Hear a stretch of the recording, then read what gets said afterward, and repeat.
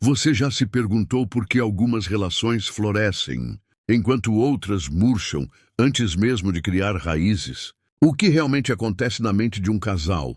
Prepare-se para desvendar os mistérios da psicologia por trás do relacionamento, em uma jornada que promete transformar sua visão sobre o amor, os conflitos e a complexidade da vida a dois.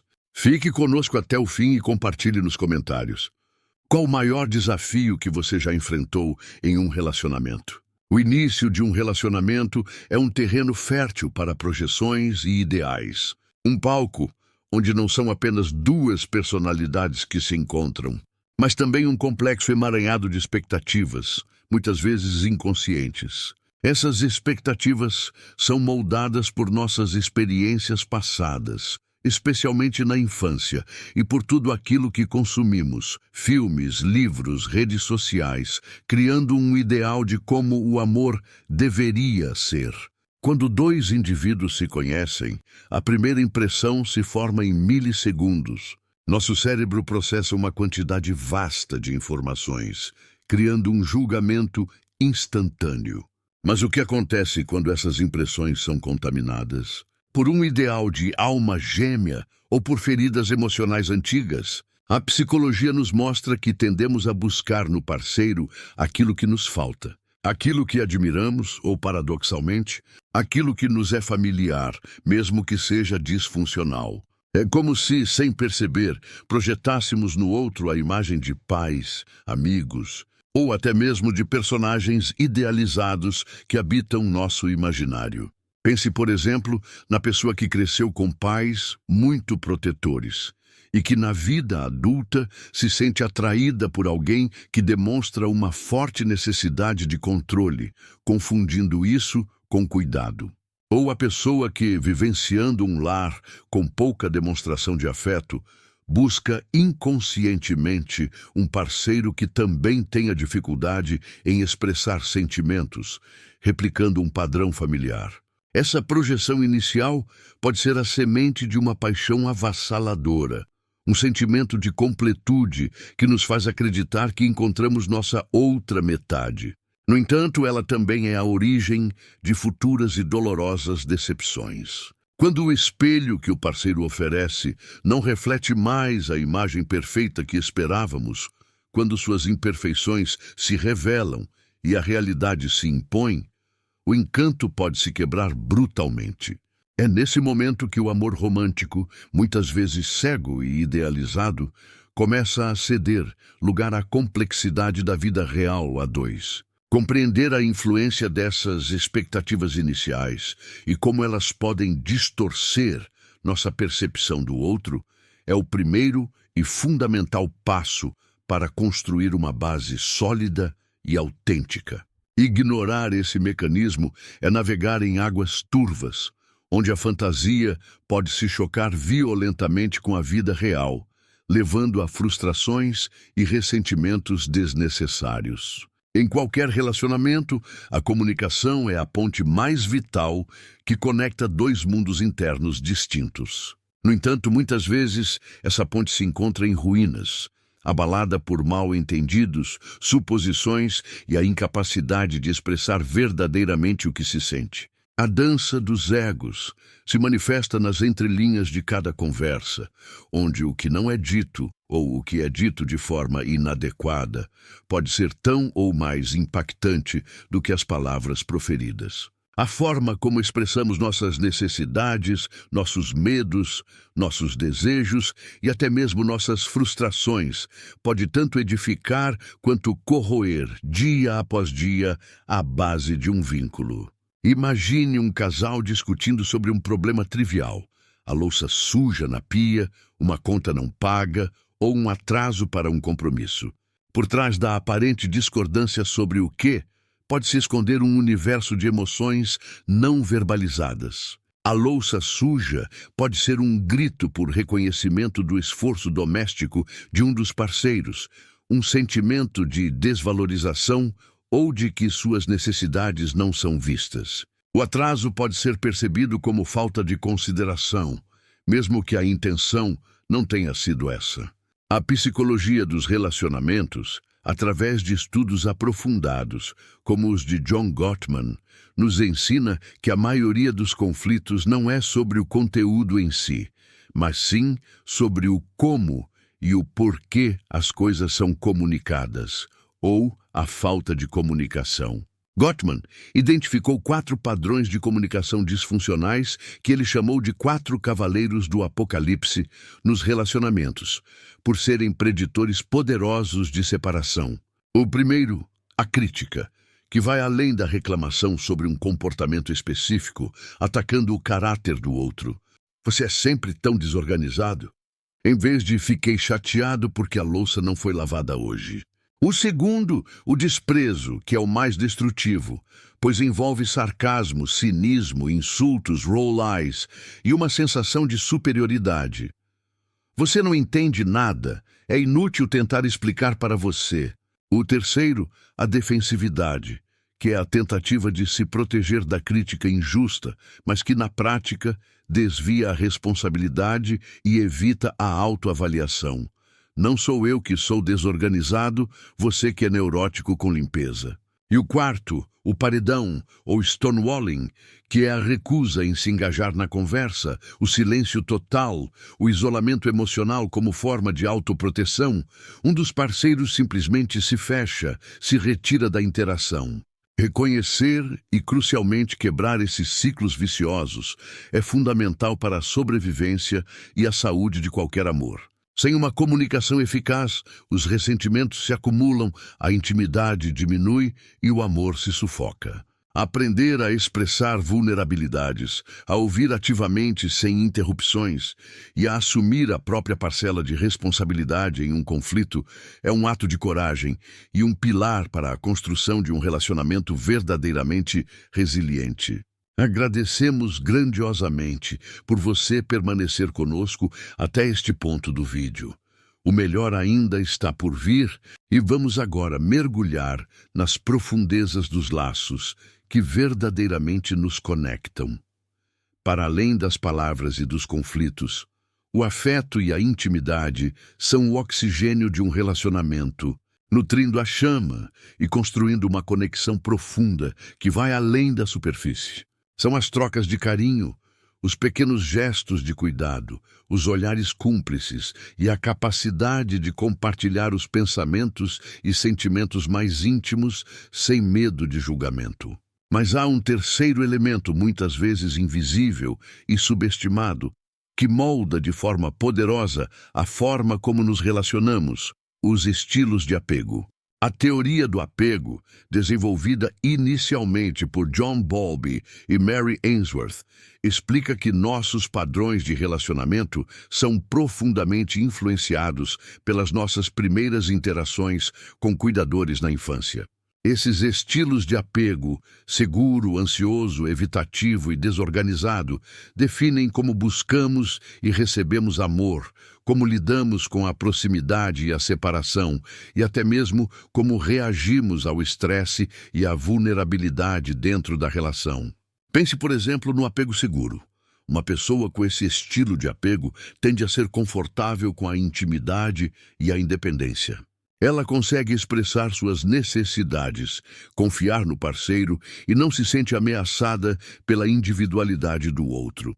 Quando há um problema, ela busca resolver de forma colaborativa, sentindo-se segura para pedir apoio e oferecê-lo.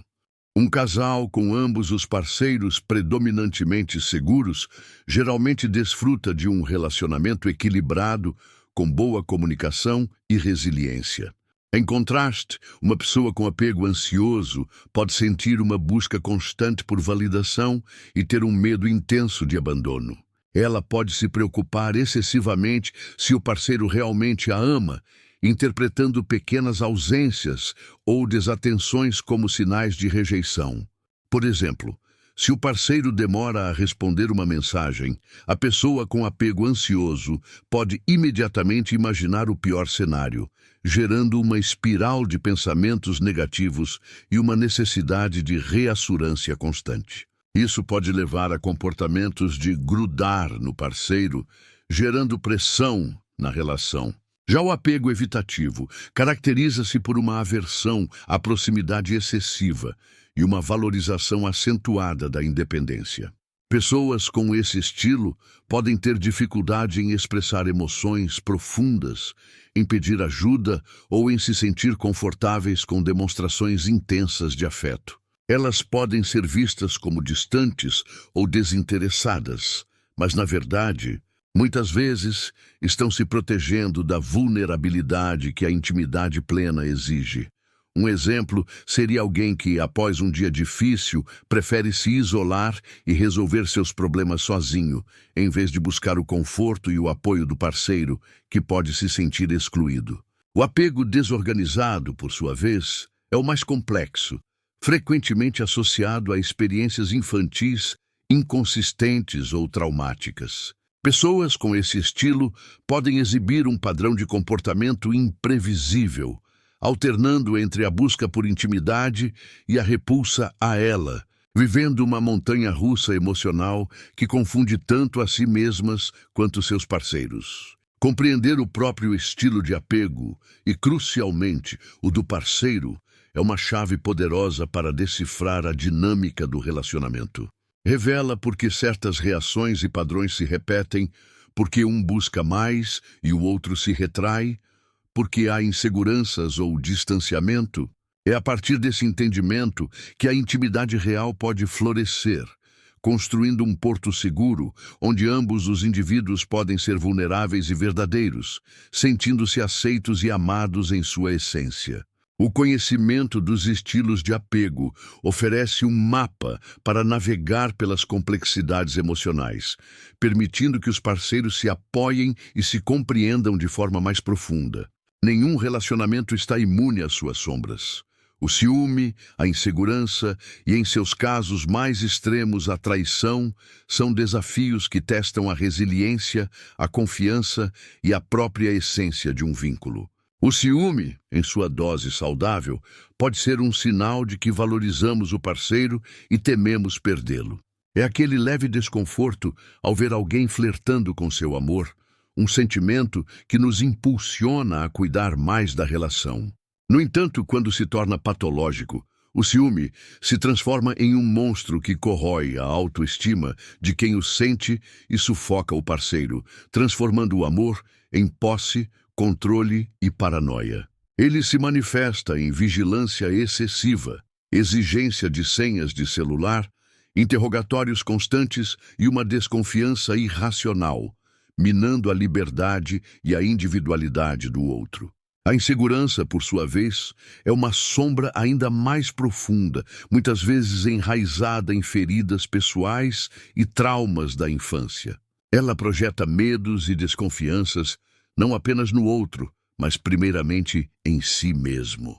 A pessoa insegura pode duvidar de seu próprio valor, temendo constantemente não ser boa o suficiente ou que será abandonada.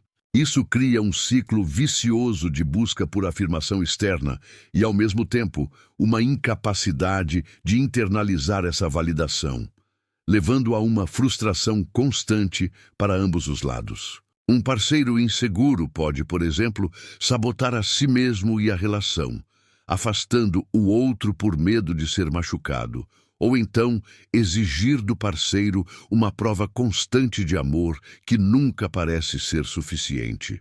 E a traição, um dos golpes mais devastadores que um relacionamento pode sofrer, capaz de quebrar o que parecia inquebrável.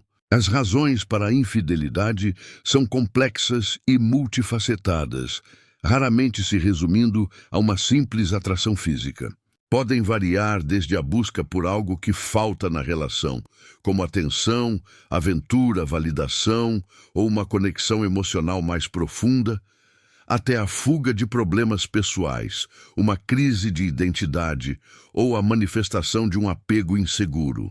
Um exemplo comum é a pessoa que se sente invisível na relação e busca fora a validação que não encontra em casa, ou aquele que, ao enfrentar uma crise de meia-idade, busca uma nova vida através de um caso extraconjugal. O impacto psicológico da traição é imenso para todas as partes envolvidas. O parceiro traído enfrenta uma dor dilacerante, a quebra brutal da confiança, a dúvida sobre a própria realidade e uma crise profunda de autoestima. O que há de errado comigo? O parceiro traidor, por sua vez, lida com a culpa, o arrependimento ou a ausência dele e as consequências de suas escolhas, que podem levar à ruína da família e da reputação. E mesmo a terceira pessoa pode sofrer as repercussões emocionais, como culpa, desilusão e a impossibilidade de um relacionamento legítimo.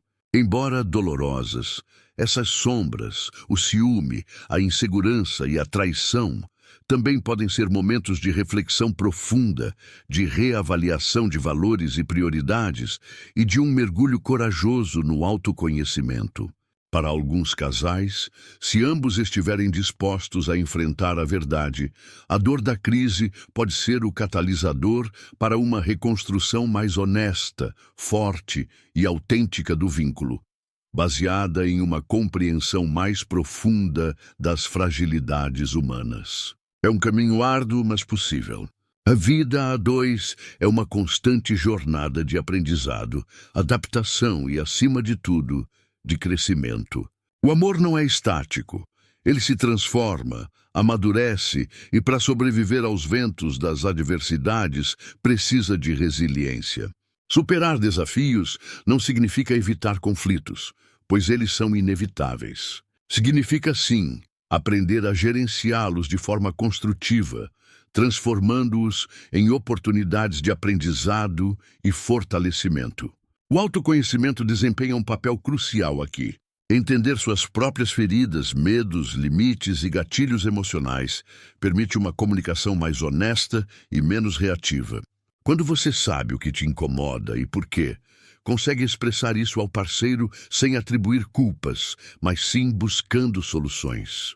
Por exemplo, se você sabe que tem uma sensibilidade maior a críticas devido a experiências passadas, pode comunicar isso ao parceiro, pedindo que ele use uma linguagem mais gentil em momentos de desentendimento, em vez de reagir defensivamente. A capacidade de um casal de se reinventar, de perdoar a si mesmo e ao outro, e de buscar apoio profissional quando necessário, são pilares fundamentais para a longevidade e a felicidade do relacionamento. O perdão não é esquecer o ocorrido, nem tampouco compactuar com o erro. É um processo ativo de liberar o peso da raiva, do ressentimento e da mágoa, abrindo espaço para a cura e para que a relação possa seguir em frente. Isso não significa que o perdão seja rápido ou fácil. Ele é um caminho gradual que exige tempo, esforço e, muitas vezes, a percepção de que o outro está genuinamente arrependido e disposto a mudar. A terapia de casal, por exemplo, oferece um espaço seguro e neutro para desvendar padrões negativos, desenvolver novas ferramentas de comunicação e, se for o caso, reconstruir a intimidade após crises profundas. O terapeuta atua como um facilitador, ajudando o casal a verbalizar o que não consegue sozinho, a ouvir o outro de verdade e a encontrar novas formas de se conectar. Ela não é um sinal de fracasso, mas sim de coragem e compromisso com a relação. Ao final, o que emerge de um relacionamento que atravessou tempestades e aprendeu com elas é um amor mais maduro, consciente e incrivelmente resiliente. Um amor que compreende que a perfeição não existe e que a imperfeição, quando aceita e trabalhada com respeito mútuo, empatia e compromisso, pode ser a base para uma conexão verdadeiramente profunda, duradoura e significativa. A jornada da psicologia nos relacionamentos nos ensina que o amor é, acima de tudo, um ato contínuo de escolha, de vulnerabilidade e de crescimento. É um convite constante para olhar para si mesmo e para o outro com compaixão, construindo uma história que, embora cheia de nuances, seja rica em significado e conexão. Chegamos ao fim desta jornada intensa pelos caminhos da psicologia nos relacionamentos. Esperamos que esta análise profunda tenha te proporcionado novas perspectivas. Sua opinião é muito valiosa para nós. O que mais te impactou nesta série?